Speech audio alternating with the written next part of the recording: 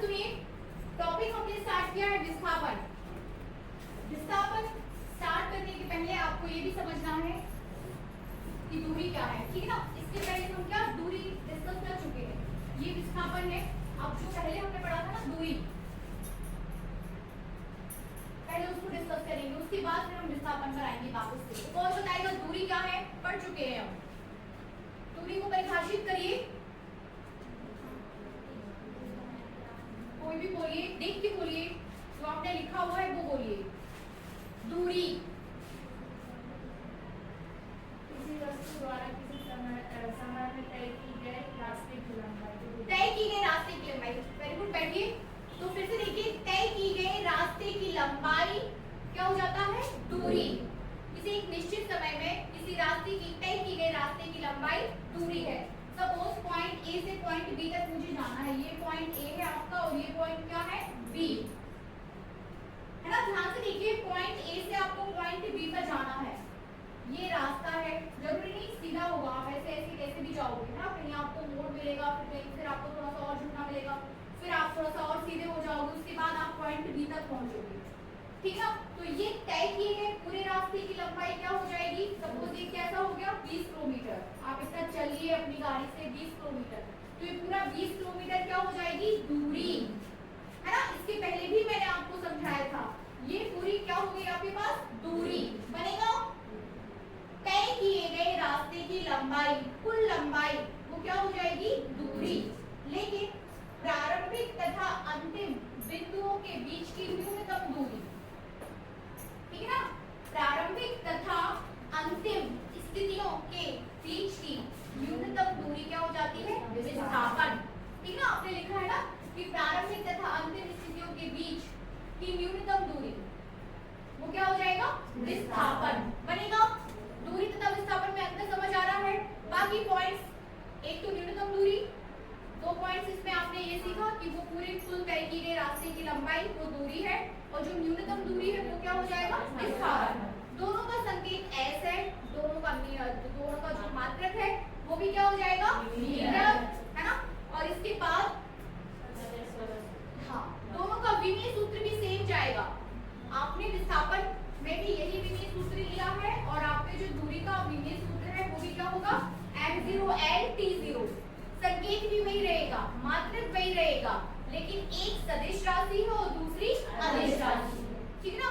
सदिश और अदिश भी मैं आपको बता चुकी हूँ, है ना। जब व्यक्त करने के लिए परिमाण के साथ दिशा की भी आवश्यकता होती है तो वो सदिश राशि, और जब व्यक्त करने के लिए परिमाण के साथ दिशा की आवश्यकता नहीं होती है तो फिर वो अदिश राशि बनेगा, ठीक है ना। ये छोटे छोटे क्वेश्चंस पूछे जाते हैं आपको एग्जाम में, त्रैमासिक परीक्षा में, क्योंकि अभी आप फिजिक्स पढ़ना स्टार्ट कर रहे हो, है ना। तो ऐसे छोटे छोटे क्वेश्चंस आपसे पूछे जाएंगे, ठीक है ना। हेडिंग दीजिए। नहीं, अभी आपको इसी में लिखना है और थोड़ा सा जाएगा। इसके कुछ पॉइंट्स हम लेके चलेंगे, किसके? विस्थापन के, ठीक है ना। समझ आया? ये साफ कर दूं। विस्थापन में हमें कुछ पॉइंट्स, इंपॉर्टेंट पॉइंट्स नोट करने हैं।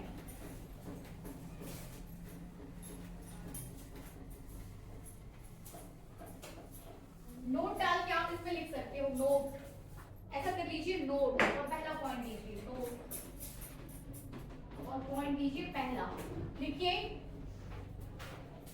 विस्थापन धनात्मक, ऋणात्मक तथा शून्य कुछ भी हो सकता है। विस्थापन धनात्मक, ऋणात्मक तथा शून्य कुछ भी हो सकता है।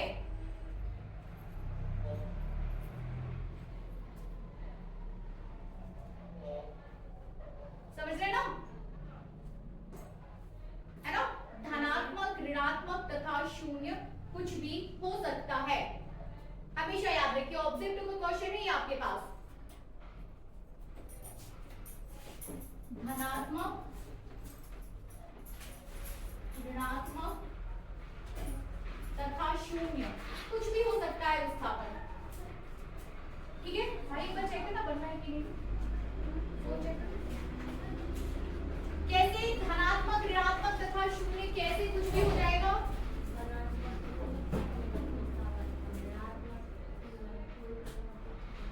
और शून्य कुछ भी हो सकता है, तो कैसे? देखिए ले जाइए। परिभाषा आपकी बोलती है कि अंतिम तथा प्रारंभिक तथा अंतिम के बीच की जो न्यूनतम दूरी है वो क्या होती है, वो विस्थापन कहलाती है। बीच की न्यूनतम दूरी, इसका मतलब है जब आपने लिखा था ना विस्थापन के लिए s = x1 - x2, ये लिखा ना x1 - x2, जब आपने यहाँ से चलना स्टार्ट किया और वापस से आप फिर से यहीं आ गए तो अंतिम और प्रारंभिक स्थिति क्या हो जाएंगी, एक ही हो जाएंगी। तो विस्थापन क्या हो गया, 0। ठीक ना, विस्थापन क्या हो जाएगा, 0। अंतिम और प्रारंभिक पॉइंट एक ही हो गया तो विस्थापन क्या हो गया, 0। इसके बाद जब आपसे बात की जाए यदि x2 की वैल्यू ज्यादा हो जाएगी x1 से तो आपको जो रिजल्ट मिलेगा वो ऋणात्मक हो जाएगा, है ना, नेगेटिव। और जब x1 ज्यादा रहेगा x2 कम रहेगा तो रिजल्ट जो मिलेगा वो धनात्मक हो जाएगा। तो प्रारंभिक विस्थापन धनात्मक, ऋणात्मक अथवा शून्य कुछ भी हो सकता है, ये बात आप माइंड में बिठा लीजिए। ये ऑब्जेक्टिव का क्वेश्चन है आपके लिए, ठीक है ना, बनेगा। इसके बाद आप दूरी से कंपैरिजन करोगे इसका तो दूरी हमेशा धनात्मक होती है, वो ऋणात्मक शून्य या वो नहीं होती है ना, ऋणात्मक या शून्य नहीं होती, हमेशा पॉजिटिव बनेगा। सेकंड पॉइंट लीजिए, लिखिए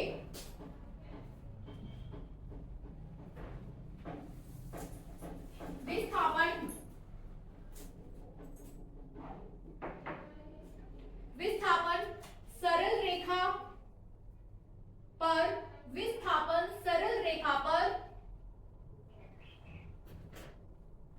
मूल बिंदु O की स्थिति पर, मूल बिंदु O की स्थिति पर निर्भर करता है, सॉरी निर्भर नहीं करता है।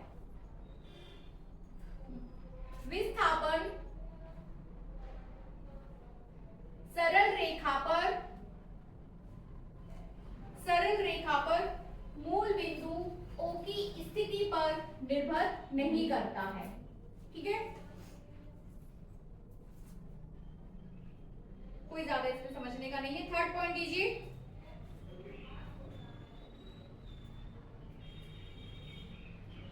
समयांतर T1 से T2,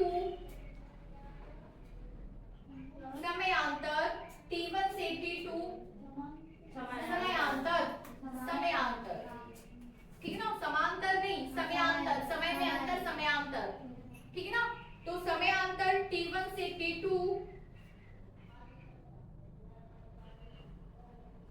T1 से T2 में वस्तु द्वारा चली गई दूरी,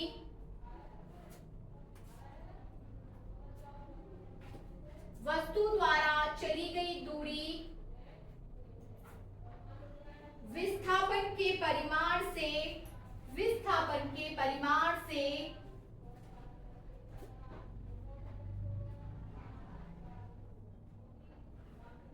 बड़ी अथवा इसके बराबर हो सकती है।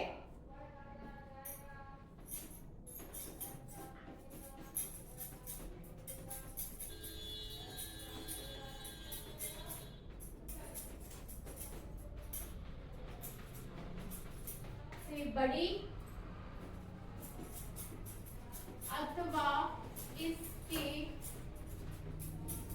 बराबर हो सकती है, ठीक ना। विस्थापन के परिमाण से बड़ी अथवा इसके बराबर हो सकती है, ठीक है ना। फिर से देखिए, पॉइंट ए पॉइंट बी, ये है आपके पास वही point, point A point B. समय t1 पर स्थिति, वस्तु की स्थिति A है, समय t2 पर वस्तु की स्थिति क्या है, B। और इन दोनों ही बिंदुओं के बीच आप दूरी की भी बात कर रहे हो और इन्हीं दोनों बिंदुओं के बीच आप विस्थापन की बात कर रहे हो। ये लाइन इसी स्थिति के लिए है कि उन्हीं बिंदुओं के बीच आप विस्थापन की बात कर रहे हो और उन्हीं दो बिंदुओं के बीच आप दूरी की बात कर रहे हो, ठीक ना। तो समयांतर T1 से T2 के बीच दूरी जो है विस्थापन के परिमाण से बड़ी अथवा बराबर हो सकती है। तो क्या नहीं हो सकती, छोटी नहीं हो सकती, कम नहीं हो सकती, ठीक है ना। दूरी कभी भी विस्थापन से क्या कम नहीं होगी, या तो बराबर में होगी या बड़ी होगी। ऐसा नहीं होगा कि विस्थापन जो है आपकी दूरी कम हो जाए, विस्थापन आपका 20 आ रहा तो दूरी 10 आए, ऐसा कभी नहीं होगा। हमेशा दूरी की वैल्यू कैसी रहेगी, ज्यादा। समझ रहे, बराबर हो सकती है कि चलो आप सीधा सीधा जा रहे हो, स्थिति कब एक बराबर आएगी कि आपने यहाँ से चलो सीधे सीधे ये चलेगी, ठीक है ना। तो दूरी भी आपकी 10 किलोमीटर हो गई और विस्थापन भी आपका क्या हो गया 10 किलोमीटर। ऐसी स्थिति में क्या हो जाएगा कि दूरी विस्थापन के बराबर हो जाएगी, ये वाली लाइन, ठीक है, समझ रहे। और इस स्थिति में क्या है, दूरी ज्यादा है विस्थापन से, आप थोड़ा भी मुड़ोगे जाओगे कहीं तो दूरी आपको क्या मिलेगी, ज्यादा ही मिलेगी। विस्थापन हमेशा दूरी से क्या होगा, विस्थापन बराबर, दूरी हमेशा ज्यादा रहेगी, विस्थापन कम रहेगा, बनेगा। पॉइंट क्लियर हो रहा है, सिर्फ पढ़ना नहीं है हमें, पॉइंट एक्चुअल में क्लियर होना चाहिए। देखिए हो रहा है ना एक्चुअल में क्लियर। यदि आप सीधे सीधे जा रहे हो, आपने कहीं मुड़े ही नहीं, तो दूरी और विस्थापन कैसे हो जाएगा, बराबर, ठीक है ना। कभी भी दूरी की जो मान है वो कम नहीं होगा, बनेगा सभी से, क्लियर ना। चलिए हेडिंग दीजिए दूरी एवं विस्थापन में अंतर, और फटाफट मुझे अंतर लिख के बताएंगे आप लोग, दूरी तथा विस्थापन में अंतर। हेडिंग दीजिए, ये साफ कर दूं।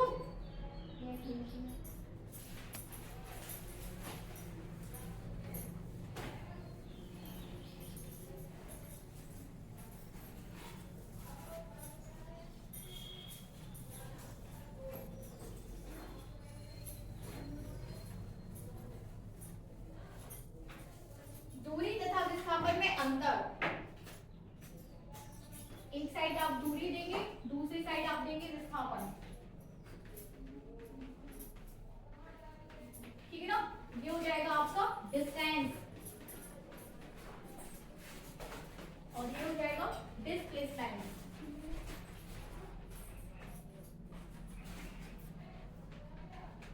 ठीक है। फटाफट अंतर लिख के बताइए जल्दी से, क्योंकि हम इसे डिस्कस कर चुके हैं डिटेल में, तो आपको करना चाहिए।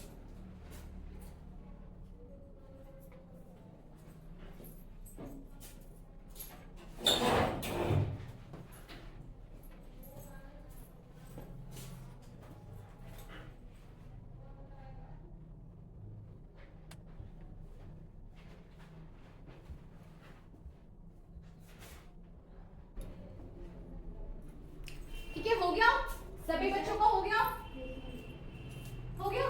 बताइए, एक एक पॉइंट बताते चलिए, मैं यहाँ पे नोट करूंगी। बोलिए,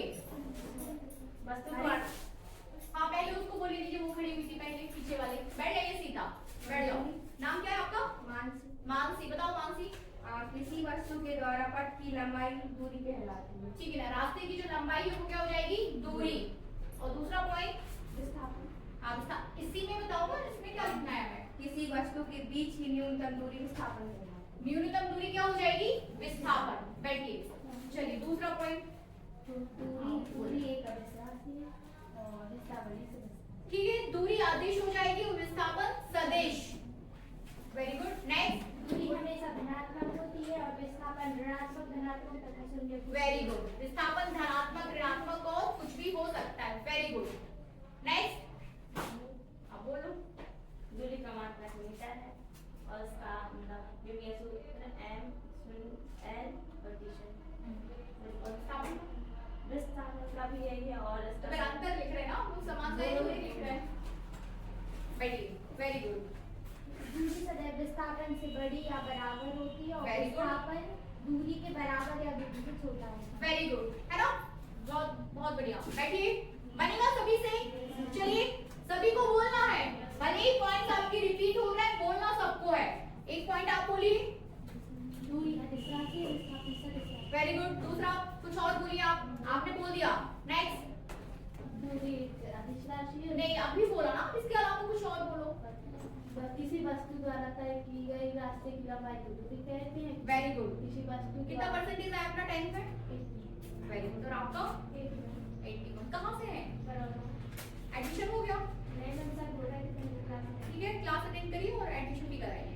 वेरी गुड। अभी नोट नाम नोट करा देना मेरे पास।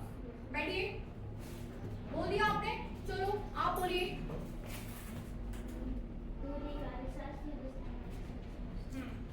दूरी हमेशा धनात्मक होती है और विस्थापन दूरी में ऋणात्मक व धनात्मक कुछ भी हो सकता है। ठीक है, तो कभी कभी ये क्वेश्चन आपको 2 नंबर में पूछा जा सकता है, 2 में पूछेंगे ज्यादा से ज्यादा।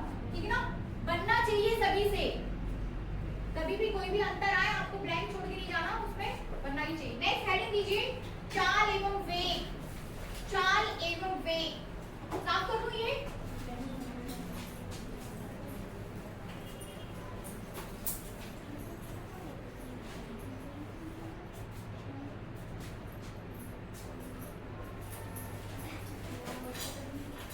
चाल एवं वेग, चाल क्या हो जाएगा? Speed and velocity. English words भी सीखते चलिए।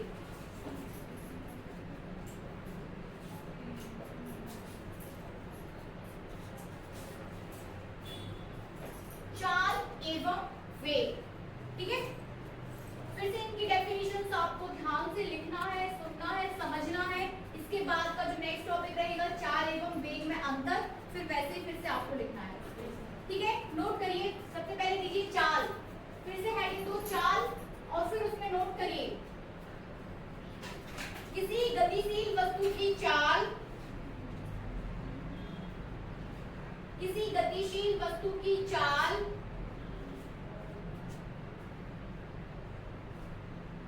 उस दूरी के बराबर होती है, उस दूरी के बराबर होती है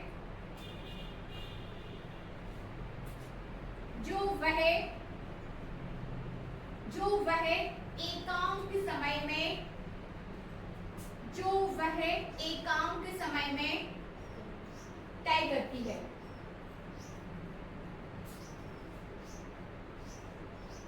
ठीक है ना। अर्थात वस्तु द्वारा,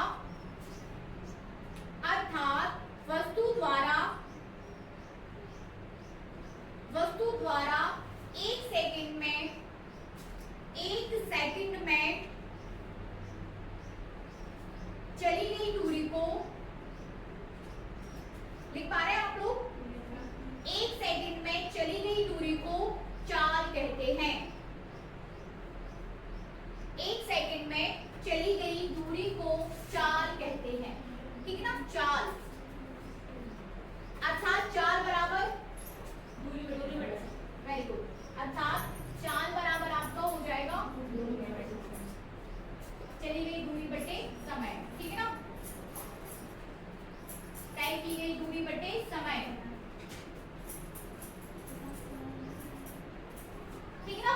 फिर से देखिए जो डेफिनेशन आपने लिखी कि एकांक समय में चली गई दूरी चाल हो जाती है। यदि मैं समय कितना लिखूं यहाँ पे 1 सेकेंड, समय आपका कितना हो जाए 1 सेकेंड, तो आपका क्या हो जाएगा चाल। चाल बराबर हो जाएगा दूरी बटे 1 सेकेंड, हो जाएगा ना। दूरी बटे 1 सेकेंड, तो फिर आप लिख सकते हो कि चाल बराबर दूरी, देख सकते हैं ना, चाल बराबर दूरी। तो क्या डेफिनेशन हो जाएगी यहाँ से? एकांक समय में तय की गई दूरी को चाल कहते हैं, ऐसा हो जाएगा। एकांक समय में नहीं, मैं समझा रही हूँ, वही तो लिखा है आपने, फिर से क्या लिखना? नहीं लिखा क्या? यही तो लिखा है, एकांक समय में चली गई दूरी चाल कहलाती है। अर्थात चाल बराबर दूरी बटे समय बनेगा। आगे लिखिए चाल एक अदिश राशि है।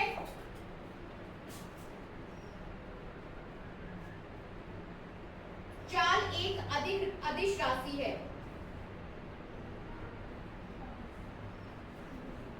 चाल धनात्मक अथवा शून्य हो सकती है। चाल धनात्मक अथवा शून्य हो सकती है, ठीक है ना। अदिश राशि है, सबसे पहले आपने लिखा अदिश राशि है। इसके बाद फिर आपने पॉइंट दिया कि चाल जो है धनात्मक अथवा शून्य कुछ भी हो सकती है, लेकिन ऋणात्मक नहीं हो सकती। लिख लीजिए चाल ऋणात्मक नहीं हो सकती, बनेगा। फटाफट चाल का मात्रक निकाल के दिखाइए।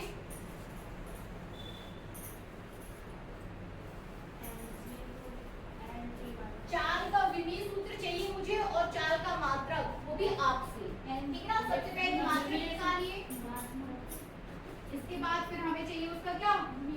विमीय सूत्र। फटाफट निकाल के दिखाइए।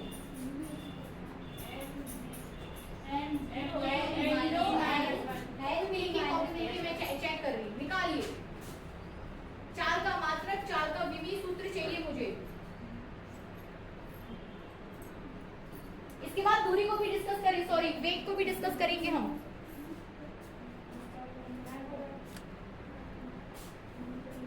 हो गया? क्या आया?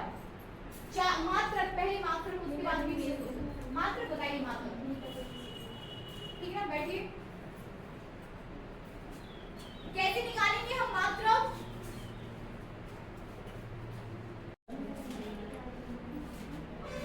बातचीत नहीं, देखो आपने एक समान चाल, इसके बाद देखो असमान चाल, है ना? तो समान समय में चली गई दूरी क्या हो जाती है आपकी? समान समय में समान दूरी तय करना। इसका मतलब ये है कि आप एक समान चाल से आगे बढ़ रहे हो। इससे एग्जांपल भी मैंने आपको दिया था कि आप 2 सेकंड में भी 2 मीटर दूरी तय कर रहे हो, अगले 2 सेकंड में भी 2 मीटर दूरी तय कर रहे हो, और उसके अगले 2 सेकंड में भी आप 2 ही मीटर दूरी तय कर रहे हो। तो बोला जाएगा कि आप एक समान चाल से आगे बढ़ रहे हो, है ना? आप जा रहे हो, आप वही स्पीड पकड़े हुए हो, जो कि संभव नहीं है, ठीक है ना? उसे हम क्या बोल देते हैं? एक समान चाल या अपरिवर्तित चाल, है ना? क्या बोल देंगे? अपरिवर्तित चाल। इसके बाद फिर आपने देखा असमान चाल। असमान चाल मतलब परिवर्तित चाल। परिवर्तित कैसा? 2 सेकंड में आपने 4 मीटर की दूरी तय की, अगले 2 सेकंड में आप 1 मीटर की दूरी तय कर पाए क्योंकि ट्रैफिक आ गया था, ठीक है ना? उसके बाद फिर आपको खुला सा मिला तो आप फिर तेज हो गए, तो ये क्या है? असमान चाल, ठीक है ना? आपने चाल को सीखा, फिर इसमें आपने असमान चाल को सीखा और एक समान चाल को सीखा। इसके बाद फिर आपने औसत चाल को देखा। औसत चाल एवरेज वेलोसिटी, क्या? पूरी जो आपने पूरा तय किया रास्ता, तो वस्तु द्वारा तय की गई कुल दूरी बटे कुल समय, ठीक है ना? तय की गई कुल दूरी बटे कुल समय, वो क्या हो जाएगा आपका? औसत चाल। इसके बाद आपको देखना है तात्कालिक चाल। हेडिंग कीजिए तात्कालिक चाल। मेरी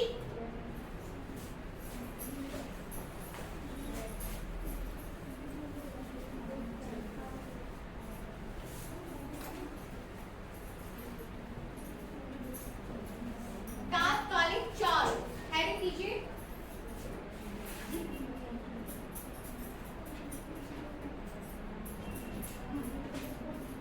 इंटेंसिटी स्पीड, क्या बताया था दुर्गा? तात्कालिक मतलब तुरंत, बिल्कुल तत्काल में, जैसे ना तत्काल का टिकट लेते हैं हम, तुरंत जाके ले लिया, तत्काल। तो भाई आपका तत्काल उसी समय में, फॉर एग्जांपल कि आप यहाँ से यहाँ तक जा रहे हो, ठीक है ना? ये 1 सेकंड की बात है, ये आपका 3 सेकंड की बात हो गई, ये आपका 6 सेकंड की बात हो गई, ये आपका 9 सेकंड की बात हो गई, और ये आपका 12 सेकंड की बात हो गई।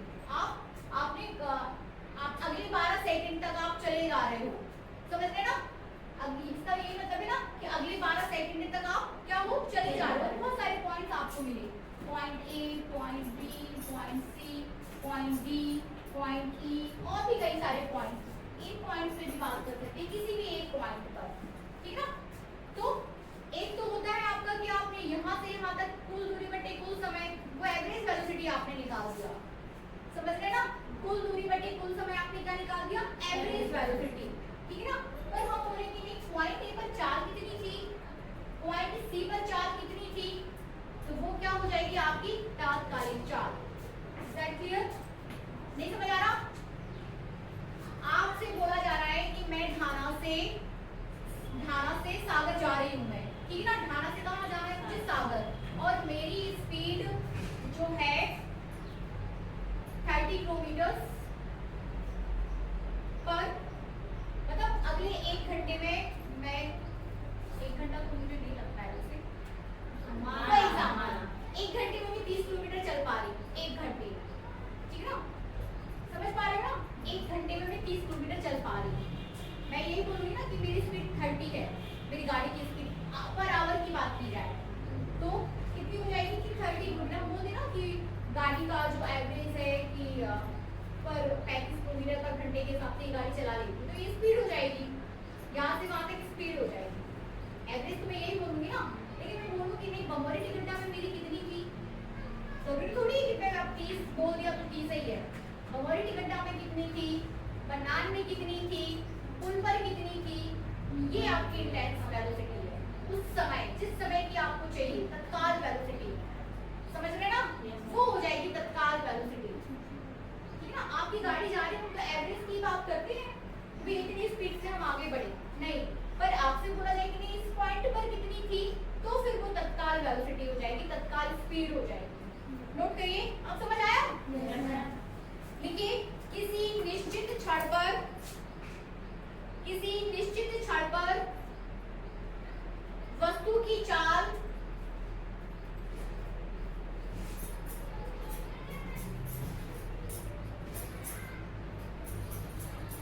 किसी निश्चित क्षण पर वस्तु की चाल तात्कालिक चाल कहलाती है।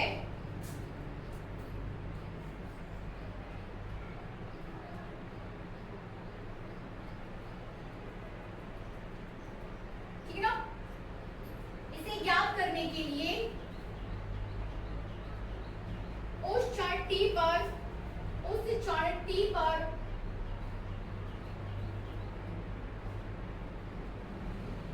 एक अति अल्प समय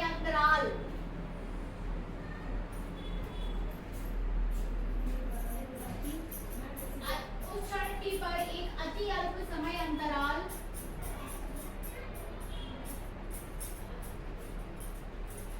डेल टी समय अंतराल डेल टी में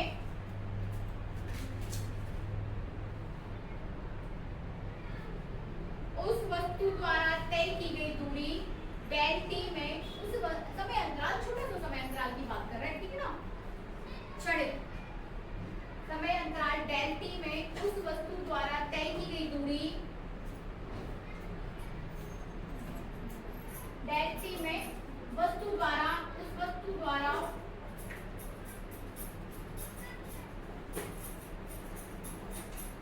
तय की गई दूरी डेल एस है तो तात्कालिक चाल बराबर क्या हो जाएगा?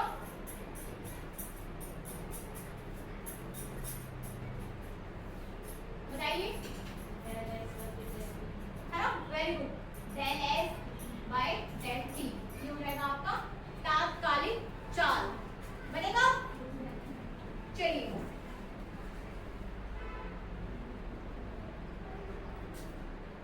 ठीक है, बन जाएगा आपको। अब फटाफट ये साफ कर दूं।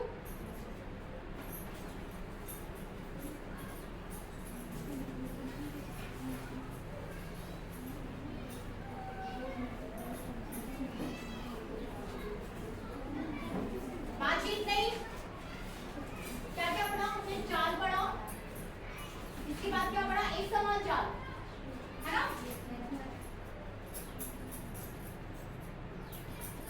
इसके बाद क्या पढ़ा? असमान चाल। इसके बाद औसत चाल। और फिर हमने पढ़ा तात्कालिक चाल।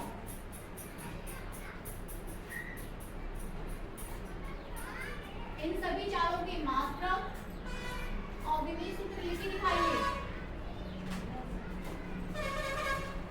मात्रक और विमीय सूत्र लिख के दिखाइए। सभी चालों की मात्रक आपके पास होना चाहिए और विमीय सूत्र।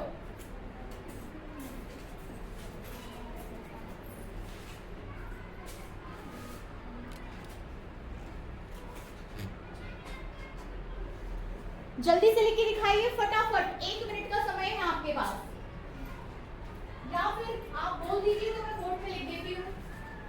यदि आप नहीं लिख रहे हो, टाइम नहीं, क्योंकि अब मुझे छोड़ना है आपको, है ना? 1 घंटे से भी ज्यादा हो गया हमारे लिए, 12:15 हो गए। बताइए क्या लिखना है? चलिए लिखिए मत, यहाँ बताइए। एक समान चाल का सूत्र क्या हो जाएगा? मात्रक क्या हो जाएगा? मीटर पर सेकंड। ओके, यहाँ पर भी एक समान चाल का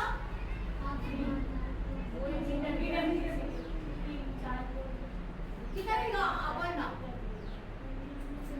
मीटर पर सेकंड। सभी एग्री है मीटर पर सेकंड से? औसत चाल मीटर पर सेकंड। औसत चाल पीछे बताइए, मीटर पर सेकंड। और यहाँ तात्कालिक चाल का बराबर से आए हुए बच्चे बताएंगे। तात्कालिक चाल क्या? मीटर पर सेकंड। वेरी गुड, है ना? तो चाल कोई भी हो, मात्रक आपका मीटर पर सेकंड ही रहेगा, ठीक है ना? इससे ये निर्णय, ये रिजल्ट निकलता है कि आपके पास